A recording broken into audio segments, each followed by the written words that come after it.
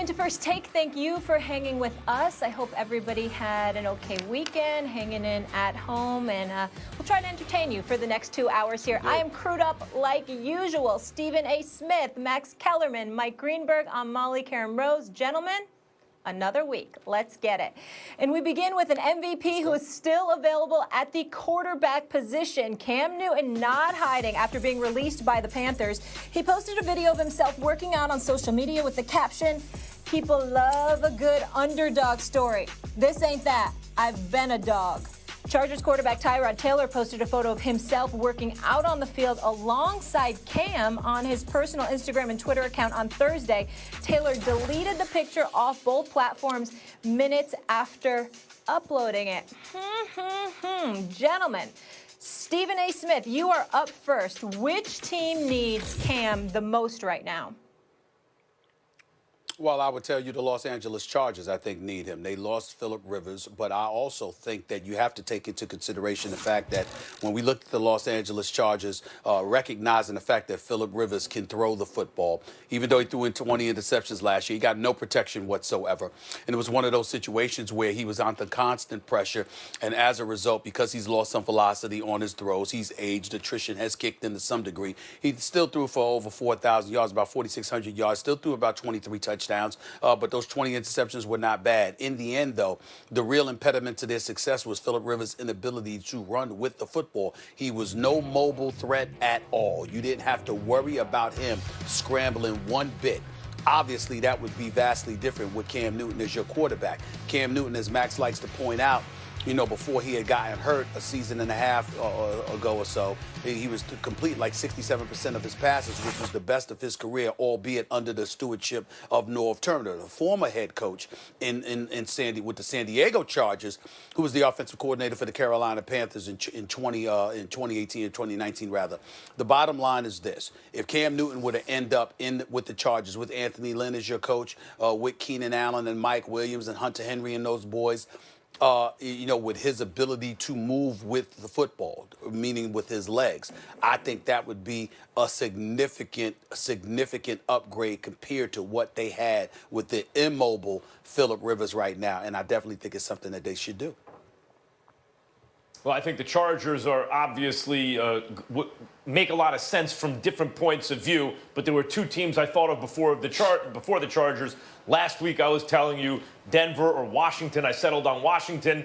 Ron Rivera could put the band back together. Washington fans would easily trade their fortunes over the last many years for the fortunes of, say, the Carolina Panthers, same head coach, same quarterback, same backup quarterback. But Ron Rivera has since come out and said Dwayne Haskins is the guy. If that's true, then I'm still on Denver, Stephen A.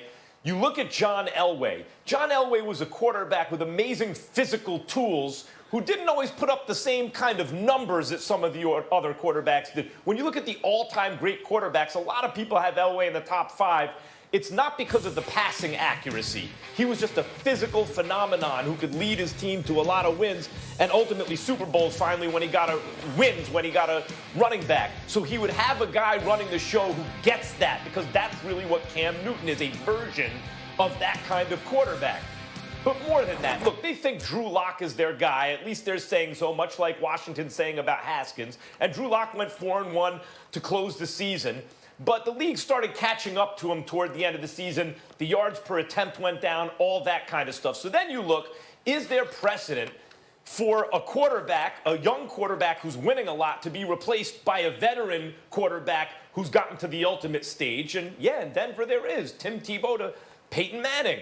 I'm not saying Cam Newton's Peyton Manning, but Cam Newton was considered the best player in football not all that long ago, and he had regained much of that form, as you mentioned, Stephen A., before he got hurt. So does he make sense in Denver? Whether it's to compete for the job, back up a young kid, take the job as a starter, and the young kid's the understudy, the answer is yes. Also keep in mind that Denver had a free agent haul in the offseason.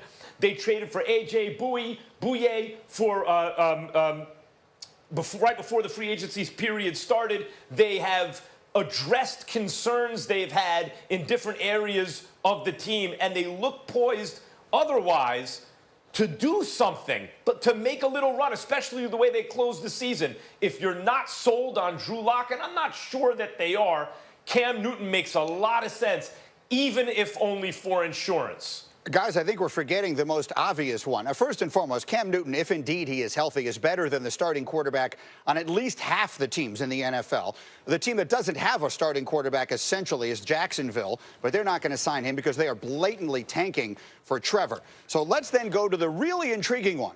As we speak, the quarterback room in New England consists of Brian Hoyer, Cody Kessler, and Jarrett Stidham. Stidham has thrown 4 passes in his life, and the other 2 are journeymen. And with all due respect to them, that's all that they are. If the New England Patriots are entertaining thoughts of accomplishing anything of consequence this season, I strongly doubt that that is the quarterback room they're anticipating. Now, you hear little whispers about them possibly trying to get Matt Stafford. Maybe they try and make a really dramatic move in the draft. I'm interested to see what they do, but I can't imagine they're going to stand pat with what they have. And to give Bill Belichick and Josh McDaniels, excuse me, the opportunity to try and play with the weapon that Cam Newton has the potential to be if he is healthy is a very intriguing one. So if New England decides that he's a worthwhile roll of the dice, that to me would be by far the most interesting possibility that's out there for Cam.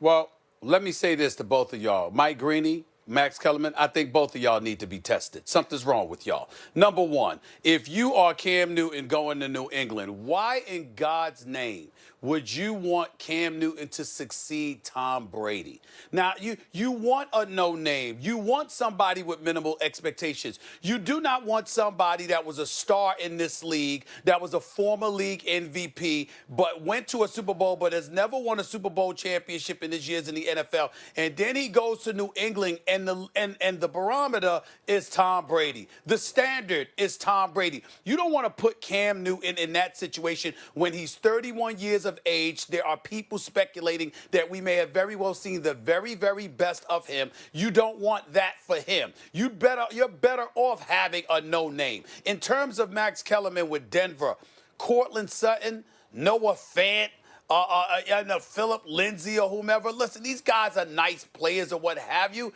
Fangio is a defensive mind. We know the job he did in Chicago as defensive coordinator before he went to Denver. It's not an accident, though, that they were the 28th ranked offense with the 28th ranked pass and attack. You want Cam Newton to walk into that situation after years of dealing with Kelvin Benjamin and stuff like that. Can the man go someplace where he's got some receivers? Can the man go someplace where he's got some dogs that you know can get the job done?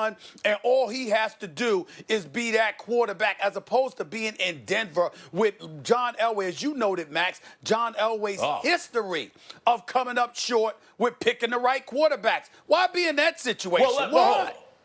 No.